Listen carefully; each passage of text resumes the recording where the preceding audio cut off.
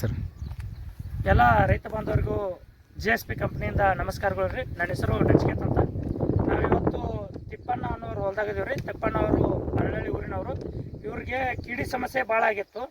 ಇವ್ರಿಗೆ ಕಿಡಿ ವಿಪರೀತಾಗಿ ಎಲೆ ತಿನ್ನೋದು ಮತ್ತು ಕಾಪೆಲ್ಲ ತೂತು ಮಾಡಿ ಒಳಗೆ ಹೋಗೋದು ಹಿಂಗೆಲ್ಲ ಭಾಳ ಮಾಡಾಕ್ತಿತ್ತು. ಅವರು ನಮ್ಮ GSP ಕಂಪ್ನಿಯ ಈ ಫೈಟರ್ ಅನ್ನೋ ಎಣ್ಣೆನ ಯೂಸ್ ಮಾಡಿದ್ರು. ಈಗ ಅವ್ರಿಗೆ ಇದರಿಂದ ಏನೇನು ರಿಸಲ್ಟ್ ಬಂತಂತ ಅವ್ರ ಬಾಯಿಂದನೇ ಕೇಳೋಣ.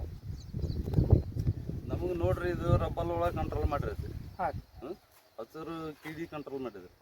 ಇದು ಎಲ್ಲಾನು ಒಳ್ಳೆ ರಿಸಲ್ಟ್ ಕೊಟ್ಟಿದ್ರಿ ನಮ್ಗೆ ಎಣ್ಣೆ. ಇದು ಎಲ್ಲ ಒಳ್ಳೆ ರಿಸಲ್ಟ್ ಕೊಟ್ಟೈತೆ. ಹಾಂ, ಇದು ಎಲ್ಲಿ ತಂದಿದ್ರಿ ನೀವು? ಇದು ಸುರ್ಪನ್ಯಾಗ ಅಣಪೇಟ್ನಾಗ ತಿಂದಿವಿ. ಹೌದ್ರಿ. ಹಾಂ, ನೀವು ಎಷ್ಟು ಎಕರೆಗೆ ಯೂಸ್ ಮಾಡಿದ್ರಿ? ಇದು 1.5 ಎಕರೆಗೆ ಮಾಡಿವಿ ಸರ್. 1.5 ಎಕರೆಗೆ ಅರ್ಧ ಲೀಟರ್ ಮಾಡಿದ್ರಿ. ಅರ್ಧ ಲೀಟರ್ 1.5 ಎಕರೆ ಮಾಡಿವಿ. ಹೌದ್ರಿ. ನಿಮಗೆ ಏನೇನು ಸಮಸ್ಯೆ ಐತ್ರಿ ಅದನ್ನ ನೋಡಿಕೆ ಮುಂಚೆ? ಅದು ಹೊಡೆಯೋದಕ್ಕಿಂತ ಮುಂಚೆ ನನಗೆ ರಬ್ಬಲ್ ಒಳದ ಸಮಸ್ಯೆ ಇತ್ತು ರೀ. ರಬ್ಬಲ್ ಒಳ ಭಾಳ ಆಗೈತಿ.